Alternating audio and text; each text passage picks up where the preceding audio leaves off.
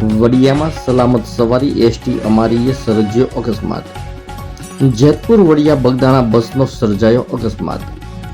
ST bus અને dumper વચ્ચે સર્જાયો અકસ્માત। વડિયાના આંબેડકર હોલ નજીક બસ અને ડમ્પર વચ્ચે મોરે મોરો। એસટી બસના આગળના ભાગે થયું નુકસાન। અકસ્માતને કારણે બેઠા બ્રિજને પણ થયું નુકસાન।